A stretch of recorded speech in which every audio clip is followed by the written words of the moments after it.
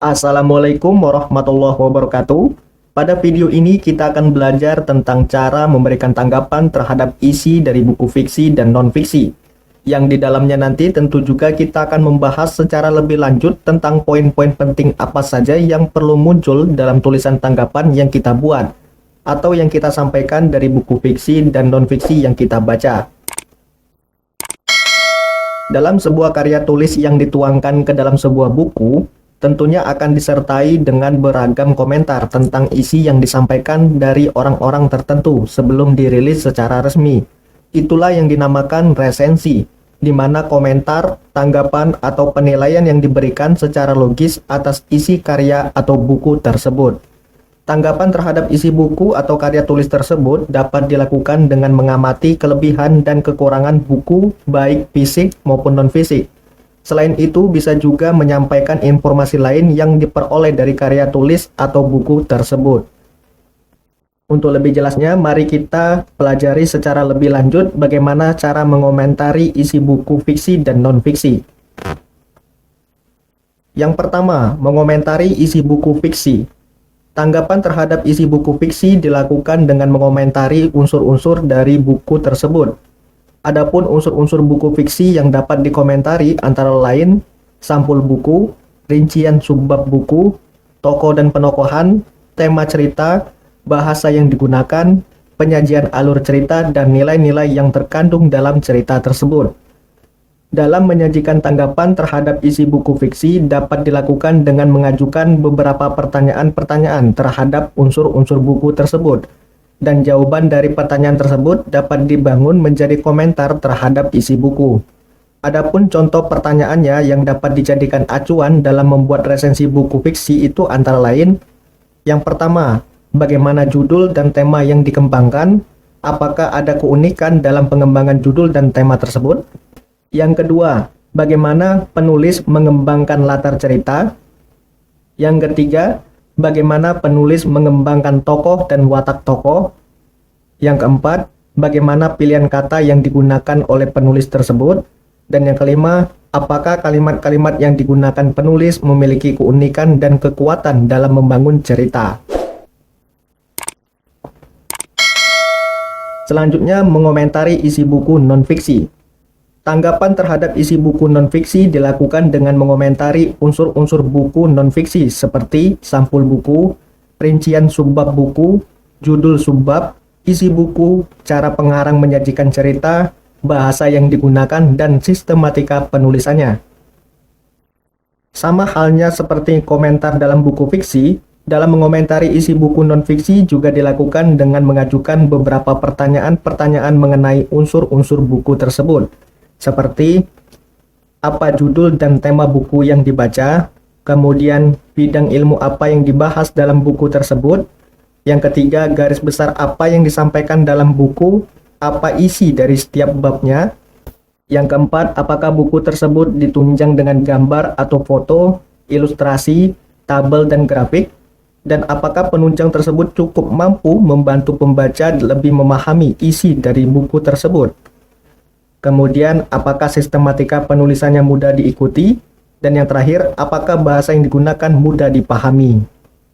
Dengan kata lain, dalam hal kegiatan mengomentari buku fiksi dan non-fiksi, unsur-unsur buku fiksi dan non-fiksi yang telah kita pelajari pada video sebelumnya merupakan acuan dasar. Boleh saja semua unsur dimasukkan ke dalam komentar, boleh juga hanya sebagian. Kemudian kita beralih ke langkah-langkah menyusun tanggapan terhadap buku yang dibaca.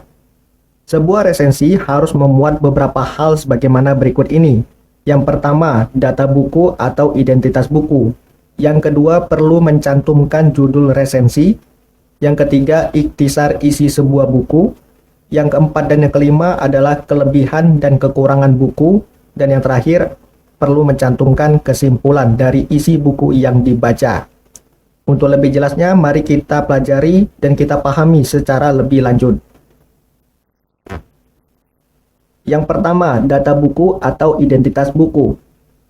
Hal yang perlu ada dalam sebuah resensi buku adalah bagian identitas buku fiksi atau non-fiksi. Yang pertama, judul buku. Jika buku yang akan kamu resensi adalah buku terjemahan, akan lebih baik jika kamu menuliskan judul asli buku tersebut. Kemudian yang kedua, penulis atau pengarang. Jika buku yang diresensi adalah buku terjemahan, kamu juga perlu menyebutkan penulis buku asli dan penerjemahnya. Yang ketiga, perlu mencantumkan nama penerbit. Yang keempat, cetakan dan tahun terbitnya. Dan yang kelima, tebal buku dan jumlah halamannya. Berikut ini merupakan salah satu contoh pembuatan identitas buku dari buku berjudul Mengubah Kepribadian Melalui Tulisan Tangan. Kemudian judul resensi. Judul resensi boleh sama dengan judul buku. Bisa juga berbeda dengan judul buku, tetapi tetap ataupun berdasarkan konteks isi dari buku tersebut. Dengan kata lain, judul resensi dan isi dari sebuah buku itu tidak jauh berbeda. Berikut ini merupakan salah satu contoh pembuatan judul resensi, di mana judul bukunya adalah Mengubah Kepribadian Melalui Tulisan Tangan, sedangkan judul resensinya Tulisan yang Membawa Perubahan.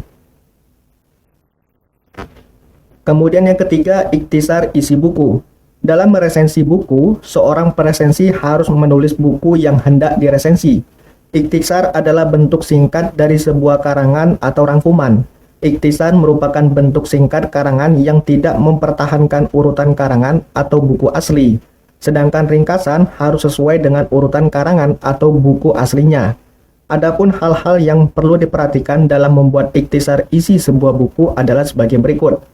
Yang pertama, membaca buku tersebut secara menyeluruh. Kemudian yang kedua, mencatat gagasan pokok dan isi setiap bagian buku. Dan yang ketiga, menuliskan kembali poin penting apa saja yang telah kalian peroleh tadi ke dalam bentuk karangan singkat. Berikut ini merupakan salah satu contoh ikhtisar dari sebuah buku yang dibaca, yaitu buku berjudul Mengubah Kepribadian Melalui Tulisan Tangan, di mana paragraf 1 kamu bisa menuliskan ataupun memaparkan tentang konsep dari tulisan tangan untuk proses komunikasi. Pada paragraf kedua, kamu bisa juga memaparkan tentang kisah hidup dari penulisnya, begitu juga dengan karya-karyanya. Kemudian pada paragraf ketiga dan keempat, kamu bisa memaparkan secara singkat bagian-bagian buku tersebut, mulai dari bab 1 sampai bab terakhir. Selanjutnya, kelebihan dan kekurangan buku. Penulis resensi harus memberikan penilaian mengenai kelebihan dan kekurangan dari sebuah buku yang dibaca, yang disertai dengan ulasan secara objektif. Berikut ini merupakan salah satu contoh kelebihan dan kekurangan dari buku Mengubah Kepribadian Melalui Tulisan Tangan. Di mana kelebihan itu berisi keunggulan-keunggulan dari sebuah buku tersebut, sementara kekurangan tersebut merupakan kebalikannya, di mana bisa berisi informasi-informasi yang dapat diperbaiki, baik itu berupa kritik, tanggapan atas kekurangan buku yang kalian baca. Dan yang terakhir adalah kesimpulan isi sebuah buku. Penulis resensi harus mengemukakan apa yang diperoleh dari buku yang diresensi dan imbauan kepada pembaca. Jangan lupa cantumkan nama kamu selaku presensi.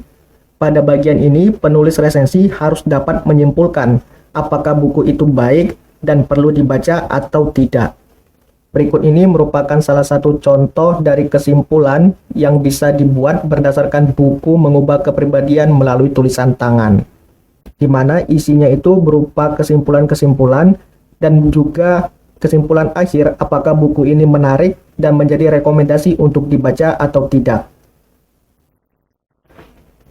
Jadi itulah materi singkat tentang cara memberikan tanggapan terhadap isi buku fiksi dan non-fiksi.